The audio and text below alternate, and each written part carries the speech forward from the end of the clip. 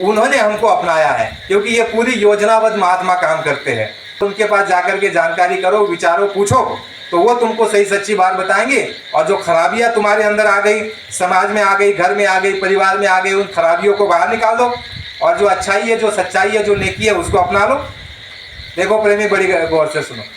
स्वामी जी महाराज के वचन जो है, एक एक वचन अनमोल है, बेशकीमती है, जिसकी कोई तुलना संसार के धन दौलत से नहीं की जा सकती। आज का ये पर्व हम आप बड़े ही हर्ष और उल्लास के साथ मना रहे हैं।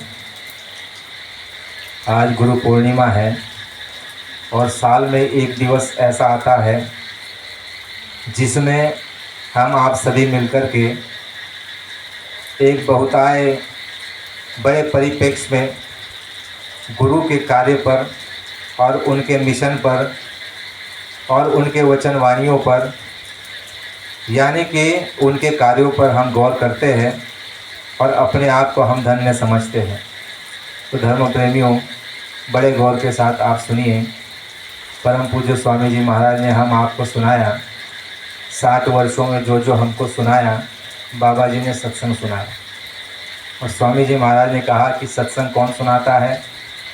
जो सत्य से मिल चुका है। हम आप सत्संग नहीं सुना सकते। उन वचनों को संगत में आकर के या समाज में जाकर के उनको दोहराते हैं। तो स्वामी जी महाराज ने जो सुनाया वह सत्संग। स्वामी जी महाराज ने कहा कि सत्य क्या है। गुरु महाराज ने सत्संग की बड़ी महिमा की है। पहले हम इस बात को समझ लें अच्छे से कि गुरु महाराज ने, जैसे हम आपके भीतर में कई भ्रांतियाँ होती है, कई तरह के अपने विचारों को हमने जो है बिठा लिया होता है कि ये इसको सत्संग कहते हैं या इसको सत्संग कहते हैं। तो स्वामी जी महाराज ने हर एक बात को स्पष्ट रूप से कहा है, बस बशर्ते हमारा आपका ध्यान उस पर रहा हो। स्वामी जी महाराज ने कहा कि सत्संग जो सत्य से मिल चुका है वह सत्संग सुनाता है। गुरु महाराज ने कहा कि सत्य क्या है? एक कुल व मालिक। स्वामी जी महाराज ने कहा कि एक वही सत्य है।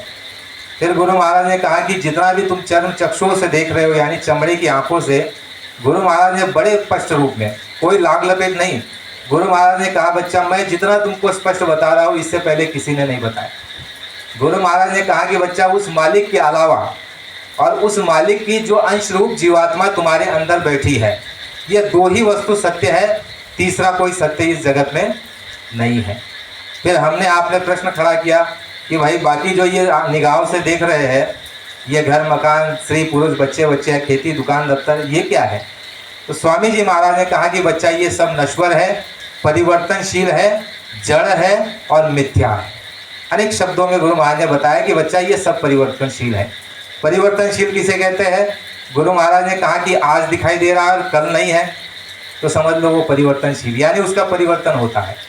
जैसे उदाहरण के तौर पर अगर समझने के लिए हम अगर ध्यान दें तो देखिए, आज हमारी उम्र या आपकी उम्र जितनी भी हो रही, हमारे ऊपर से बताते हैं कि चलो 35 साल का ये शरीर हुआ, इससे पहले ये शरीर नहीं था। और मान लीजिए अभी थोड़े समय बाद जब समय पूरा हो जाएगा तो ये नहीं रहेगा। तो स्वामी जी महाराज ने कहा कि जब शरीर नश्वर है, शरीर जड़ है, शरीर मिथ्या है, शरीर धोखा है, तो इस शरीर में बैठ करके तुम इस शरीर की आंखों से जितना भी देख रहे हो, ये सब नश्वर और परिवर्तनशील है और ये मिथ्या है और ये धोखा है, ये छलावा है। गुरु महाराज ने कहा ये सब जड़। जड़ का मतलब जिसका नाश हो जाता है और चेतन का मतलब जिसका नाश नहीं होता। गुरु महाराज ने हमको आपको जो सत्संग सुनाया, गुरु महाराज ने कहा कि तुम्हारी अष्टग्रंथि लगी हुई है, अष्टग्रंथि। फिर हमने प्रश्न किया कि अष्टग्रंथि क्या होती है? स्वामी जी महाराज ने यह कहा कि इस शरीर के अंदर में एक चेतन जीवात्मा बैठी है, जिसके लिए शास्त्रों में वर्णन आता है कि ईश्वर अंश जीव अविनाशी, चेतन अमर, सहज सुख राशि। हम आप क्या कहते हैं कि भाई मेरी राशि जो है वो वृषभ है, मेरी राशि पे देखो शनि तो नहीं मंडरा रहा है। यानी ये जो राशि है आपकी, ये किसकी है? आपके शरीर की है। आपका जो प्रारब्ध बना है उसकी वह राशि है। लेकिन स्वामी जी महाराज कह रहे हैं कि तुम्हारी जो जीवात्मा की राशि है वो कौन सी राशि है? सुख की राशि है। ध्यानपूर्वक सुनिए, गुरु महाराज कह रहे हैं कि ईश्वर अंश जीव अविनाशी। अविनाशी का मतलब होता है कि जिसका नाश नहीं। जैसे कृष्ण भगवान महाभारत के समय में जब सामने कौरव खड़े, इस तरफ पांडव की सेना खड़ी है और अर्जुन को जब समझा रहे कि अर्जुन गांडी उठाओ और धर्म करो, तो अर्जुन कहता है कि मैं धर्म करने वाला नहीं हूँ, तब कृष्ण भगवान ने बीच मैदान में ला करके खड़ा किया और उसको कहा, जिसको हम आप कहते हैं कि गीता, महाभारत का जो अध्याय है उसको जो है अर्जुन को सुनाया। तो उसमें कृष्ण भगवान क्या कहते हैं अर्जुन को कि है अर्जुन, तुम कहते हो कि ये मेरा चाचा है, मेरा ताया है, मेरा गुरु है, मेरा चचेरा भाई है, मैं इसको कैसे मारूंगा? अर्जुन ने कहा कि कैसे नहीं मार सकता, बाण चलाऊंगा तो यही मरेंगे मेरे सामने।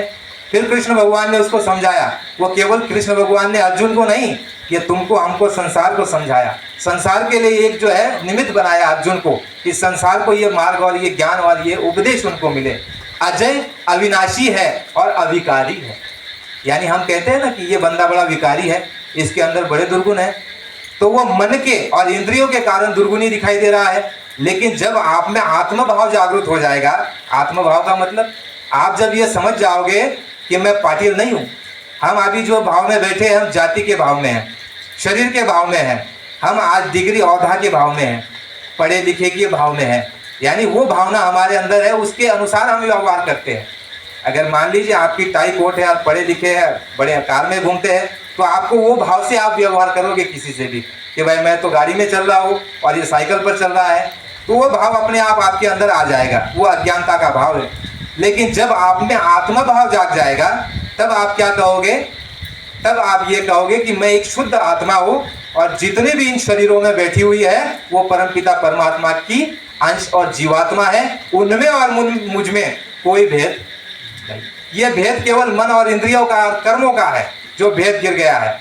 गुरु महाराज ने कहा जब तुम आत्म भाव में आ जाओगे तब तुमको ये समझ में आएगा कि जैसे तुम हो, जैसे तुम भटके हुए हो, जैसे तुम नाना प्रकार की यातनाएं झेल रहे हो, कष्ट झेल रहे हो, 84 में जा रहे हो, मार खा रहे हो, अनंत बार तुम जन्मे मरे और कई दोजक योनियों में जाकर के तुमने ऐसे ऐसे कष्ट झेले, गुरु महाराज ने कहा कि जिसका वर्णन नहीं किया जा सकता, जिसको एक मुख से नहीं बताया जा सकता, जिसके लिए कागज लेखी नहीं की जा सकती, ऐसा पीड़ा, ऐसी तकलीफ, ऐसी मार खा करके तुम यहाँ पर आए। तो कृष्ण भगवान कहते हैं कि है अर्जुन, को जीवात्मा को मार नहीं सकते हो, ये चेतन अविनाशी अविकारी है। फिर एक तरफ कहते हैं कि ईश्वर अंश जीव अविनाशी, चेतन अमर सहज सुख राशि। आप जिस दिन आत्म भाव में आ जाओगे तो आप सहज में आपको सुख प्राप्त होगा। देखो कभी कभी आप ये करके देखना, जब आपको आत्म भाव जागृत हो जाए कि मैं एक शुद्ध आत्मा हूँ, तो जब आप सामने वाले व्यक्ति में भी आत्मा को देखोगे ना तो आपके अंदर एक प्रसन्नता का एहसास होगा। आपको दुख तकलीफ और क्लेश आपको बिल्कुल नहीं लगेगा। मान लीजिए सामने वाले व्यक्ति ने अगर आपके साथ अगर कोई दुष्ट व्यवहार किया है, लेकिन फिर भी आपका मन नहीं दुखेगा। वो किस लिए? क्योंकि आप आत्मभाव में हो। आप क्या समझोगे कि नहीं, ये जो आत्मा है बिचारी ये अविकारी है, ये अविकारी है, इसमें अगर आत्मा बैठी है तो इसमें कोई विकार नहीं है। ये विकारी जो अंग इसका दिखाई दे रहा है वो मन और इंद्रियों के कारण, लोभ और अज्ञानता के कारण।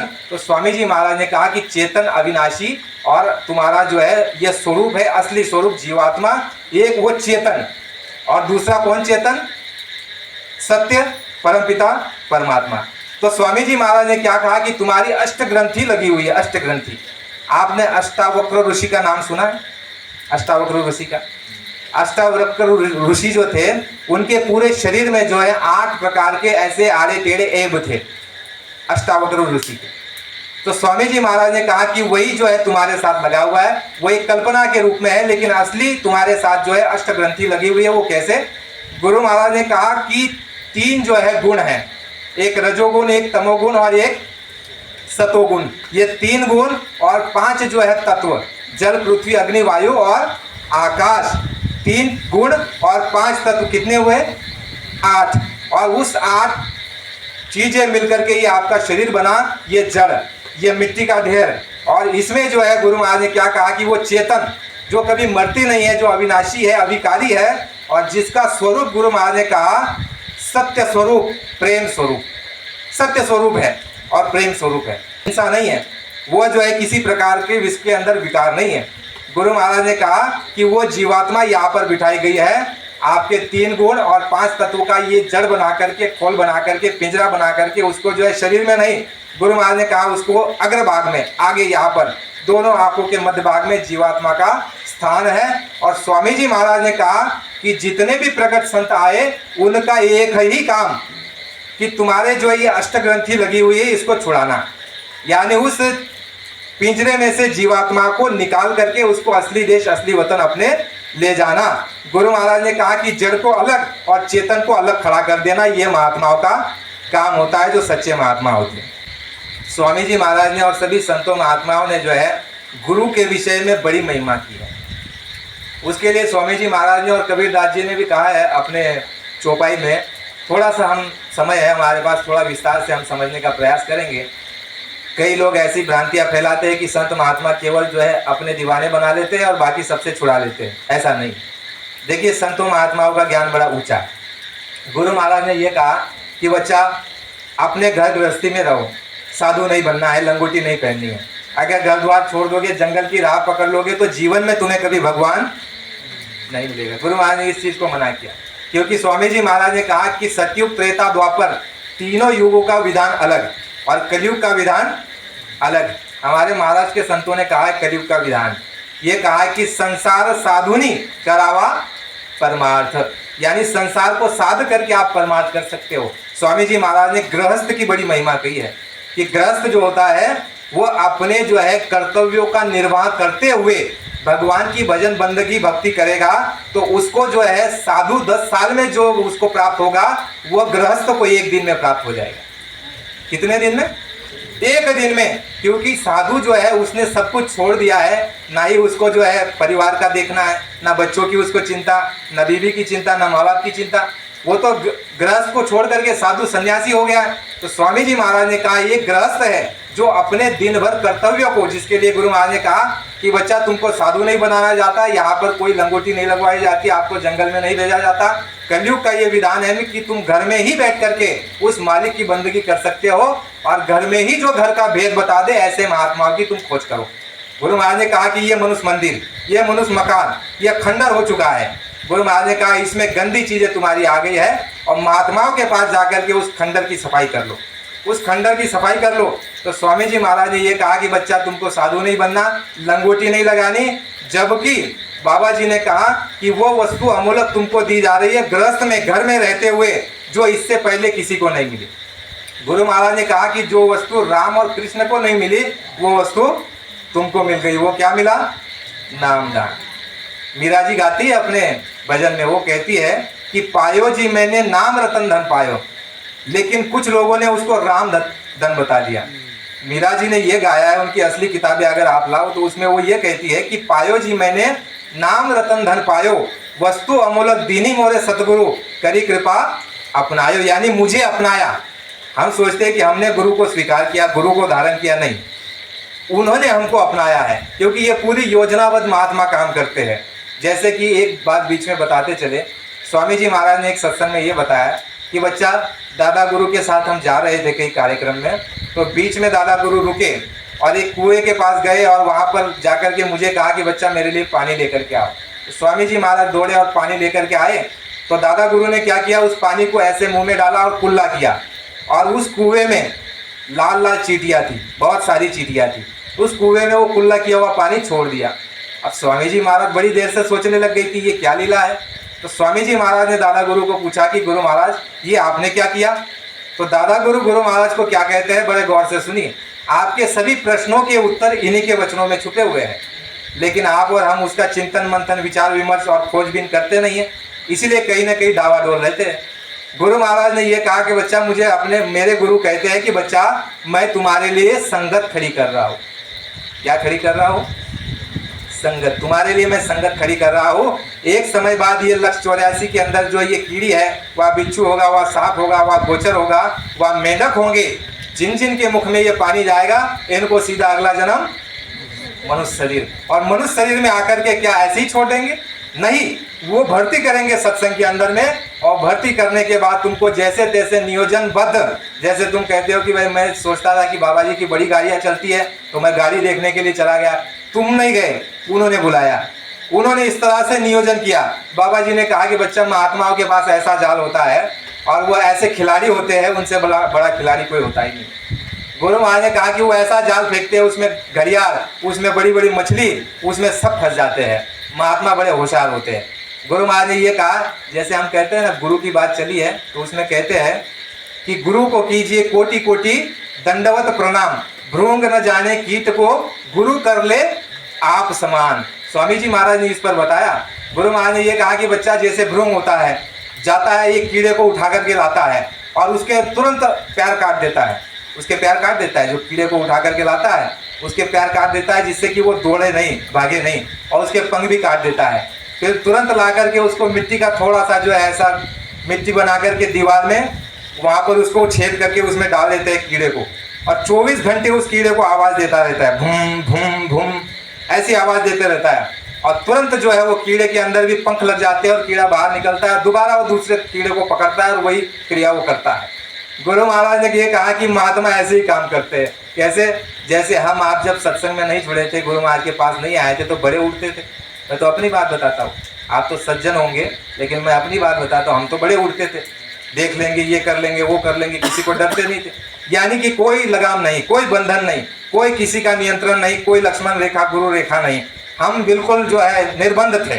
तो स्वामी जी महाराज ने जैसे पकड़ा, पंख काट दी, यानी उड़ना बंद कर दिया, भागा दौड़ी बंद कर दी। तो महात्मा बड़े चतुर और चालाक होते हैं, ऐसे इस तरह से काम करते हैं। तो स्वामी जी महाराज ने कहा कि मनुष्य शरीर में आकर के भर्ती कराते हैं महात्मा, और भर्ती होने के बाद जो तुमको हमको गुरु महाराज ने सत्संग दिया उसमें ये कहा कि बच्चा घर परिवार में रहना है, गृहस्थी रहना है, और घर परिवार में रह करके तुम्हारा जन्म तो हो गया, लेकिन अभी जन्म के होने के बाद तुमको इस संसार में प्रवेश करने के लिए क्या क्या जानकारी, क्या क्या नियम, क्या क्या संयम, क्या क्या बंधन, क्या क्या जो है ऋषि मुनियों के बनाए जो है परंपराएं जो उचित है। अब देखिए इसमें अनेक बातें हैं। गुरु महाराज ने कहा कि जो कई ऐसी जो है नियम बन गए हैं जो कि नियम बिल्कुल गलत है, जिसको हम कहते हैं ना कि भाई ये नियम है, वो चाल चलन चली आ रही है आगे से, पहले से। तो स्वामी जी महाराज ने कहा जैसे मांस बकरे को जो बलि दिया जाता है, तो ये भी जो प्रथा है ये कुप्रथा है। ये ऐसे ही कुछ लोगों ने, स्वार्थी लोगों ने बीच में लगा दी। तो स्वामी जी महाराज ने कहा कि ये कुप्रथा जो है तुम अपने मन से इसको बंद नहीं कर सकते हो। महात्माओं के पास जाओ और उनके पास जाकर के जानकारी करो, विचारो, पूछो, तो वो तुमको सही सच्ची बात बताएंगे। और जो खराबियां तुम्हारे अंदर आ गई, समाज में आ गई, घर में आ गई, परिवार में आ गई, उन खराबियों को बाहर निकाल दो, और जो अच्छाई है, जो सच्चाई है, जो नेकी है, उसको अपना लो। देखो प्रेमी, बड़ी गौर से सुनो, स्वामी जी महाराज के वचन जो है एक एक वचन अनमोल है, बेशकीमती है, जिसकी कोई तुलना संसार के धन दौलत से नहीं की जा सकती। एक समय में गुरु महाराज ने क्या कहा, हम सोचते थे कि इतना बड़ा सत्संग है, उसको समझने के लिए बड़ा समय लगेगा, कोई 2-4 वचन में ही समझ जाए हम, ऐसा कुछ गुरु महाराज का कहा हो। तो गुरु की दया, गुरु महाराज की दया हो गई, तो एक वचन हाथ में आ गया। वो कहते हैं कि बच्चा, मनुष्य को गुणग्राही होना चाहिए। क्या होना चाहिए? गुणग्राही। हमने सुन लिया गुणग्राही, तो अच्छी बात है, गुणग्राही का मतलब अच्छे गुण ले लो, लेकिन इससे आगे कुछ नहीं बताया। कहा कि गुणग्राही होना चाहिए। 3 साल से जो है कम से कम मैं ढूंढता रहा कि इससे आगे और पीछे का क्या है। तो अभी 7 दिन पहले ये पत्रिका आई जिसमें गुरु महाराज ये कह रहे कि बच्चा, गुणग्राही जब तुम हो जाओगे तो अच्छाइयों को अपने पास रखे रहो और बुराइयों को बाहर निकालते चलो, बुराइयों को अपने पास आने मत दो, उसको कहते हैं गुणग्राही। स्वामी जी महाराज ने कहा कि अगर तुम गुणग्राही बन जाओगे तो तुम्हारा काम हो जाएगा।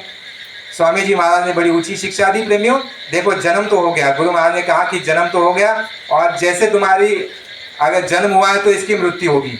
जन्म और मृत्यु के बीच में तुमको क्या करना है ये कौन बताएगा? गुरु बताएगा, संत महात्मा बताएंगे।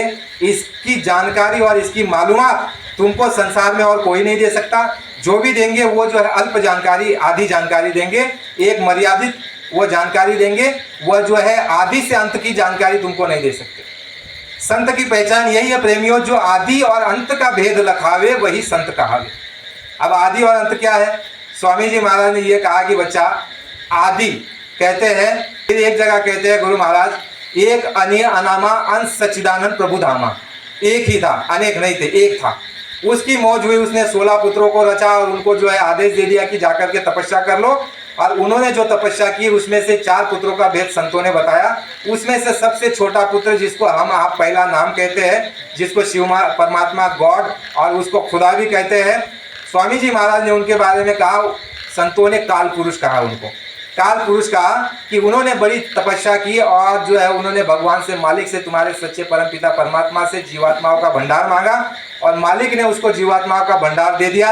और वह जो है तुमको हमको लेकर के, गुरु महाराज ने कहा इससे पहले तुम हम कहा थे उस परमपिता परमात्मा के देश में, अथाह सागर में, गुरु महाराज ने कहा कि जो वेदों में जो व्याख्या आती है वह व्याख्या आती है बूंद की। बूंद जो अथाह सागर में से हमारे मालिक ने, परमपिता परमात्मा ने, जीवात्मा के सच्चा पिता वाहेगुरु सतपुरुष अनामी पुरुष, इनके देश की जो रचना जो व्यवस्था है वह समुद्र में जीवात्माएं जो है वह आनंद में खुशी में जो है लहरें मार रही थी। स्वामी जी महाराज ने कहा कि काल पुरुष को जो है मालिक ने एक बूंद का पसारा दिया और उस एक बूंद के पसारे को लेकर के काल भगवान ने जो है यहाँ रचना की और रचना बना करके तुमको हमको जो है मन और माया के जाल में फंसा दिया। स्वामी जी महाराज ने ये कहानी आदि की बताई। इससे पहले आप जहाँ भी चले जाओगे, जिस क्षेत्र में जिस पंथ में चले जाओगे, वो आदि का भेद आपको नहीं मिलेगा। आपको नीचे का भेद मिलेगा, ब्रह्मा विष्णु महादेव का भेद मिलेगा, ईश्वर तक का भेद मिल जाएगा, आपको जो है मनुस्मृति वहाँ तक भेद मिल जाएगा, इससे ऊपर का भेद नहीं मिलेगा। लेकिन गुरु महाराज ने आदि का भेद बताया। आदि यानी पहले क्या था, फिर रचना हुई। तो उसमें स्वामी जी महाराज ने कहा कि इस तरह से रचना हुई और गुरु महाराज ने जो है उसको एक कहानी के रूप में बताया। गुरु महाराज बार बार सत्संग में ये कहते कि बच्चा ये तुम्हारा शरीर नहीं, ये तुम्हारा देश नहीं। तो कौन सा देश है, हम कहाँ रहते थे? गुरु महाराज ने कहा संसार में अगर 3 प्रश्नों का उत्तर अगर तुम्हें कोई दे दे तो उनके साथ लग जाना, और उत्तर भी दे दे और तुमको अनुभव भी करा दे। केवल बाहरी बाहरी जो है जुबानी खर्च से काम नहीं चलेगा, जो तुमको अनुभव भी करा दे उसके साथ तुम जुड़ जाना। स्वामी जी महाराज ने ये कहा कि 3 प्रश्न हो तुम्हारे, ये कि मैं कौन हूँ, कहाँ से आया और कहाँ जाऊँगा। ये 3 प्रश्न करना। इन तीनों प्रश्नों का जवाब बाबा जी ने दिया है और प्रेमियों को लगभग अनुभव भी करा दिया है। तो स्वामी जी महाराज ने घटना के रूप में बताया कि ये देश तुम्हारा नहीं है और तुम जो है वो अथाह देश के रहने वाले हो, लेकिन किस तरह से यहाँ पर आए, कैसे भूल गए, कैसे जाओगे। तो एक स्वामी जी महाराज ने कहानी बताई, बड़े आप गौर से उसे सुनिए। महाराज ने कहा कि एक दफ़ा जंगल में जो है शेर और शेरनी विचरते थे और उनका एक नन्हा सा बच्चा बालक था और जंगल में जो है घने जंगल था, उसमें क्या हुआ कि वो दोनों जो है शेर और शेरनी आगे निकल गए और बच्चा जो है पीछे ही रह गया। बच्चा, शेर का बच्चा भटक गया। अब भटक गया तो वो खोज रहे अपने माँ बाप को कि मेरे माँ बाप कहाँ मिलेंगे, कहाँ मिलेंगे। अंधेरा हो गया और अंधेरा हुआ तो कहीं एक जगह पर कोने में छुप गया। तो दूसरे दिन जब सवेरा होता है तो वहाँ भेड़ और बकरियाँ चराने के लिए एक व्यक्ति आता है और वही शेर का बच्चा जब उजाला देखता है तो बाहर निकलता है तो देखता है कि बाहर भेड़ और बकरियाँ जो है वहाँ चारा चल रही है। तो वो शेर का बच्चा आकर के जो है उनके साथ पहले तो डर डर के आता है, अब देखता है कि भाई ये मारेंगे तो नहीं। तो भेड़ और बकरियाँ अपना चारा चरती है तो ये शेर का बच्चा भी उनके अंदर उनके साथ में चला जाता है। धीरे धीरे उनके साथ रहता है। कई समय तक वो जैसे गुलाटी मारते हैं ये भी गुलाटी मारता है, वो जहाँ जाती है ये भी वहाँ जाता है। काफ़ी दिन उनके साथ इस तरह से क्रिया होती रही, उनके साथ घुल मिल गया, यानी उनके साथ रहने लग गया। उन्हीं को वह शेर का बच्चा अपने परिवार का हिस्सा और परिवार और जाति और कुनबा मानने लग गया। एक दिन हुआ यूँ, घटना ये बनती है, बाबा जी ने कहा कि एक शेर जो है उस भेड़ और बकरियों के पीछे दौड़ा उनको खाने के लिए। अब भेड़ और बकरियों ने देखा कि भाई हमारा काल आ रहा है, तो वो बड़ी तेज़ी से पूरी जोर लगा करके जो है भेड़ बकरियाँ दौड़ने लग गई।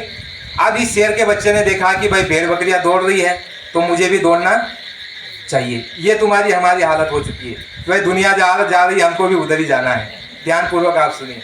गुरु महाराज ने बताया कि वो शेर का बच्चा, उसको अपनी जात का, अपने रूप का, अपनी ताकत का, अपने औहदे का, अपनी शक्ति का और अपने जो है कुनबे का होश नहीं। वो जो देख रहा है उसी को अपना समझ रहा है, वो उसी तरह की हरकत कर रहा है।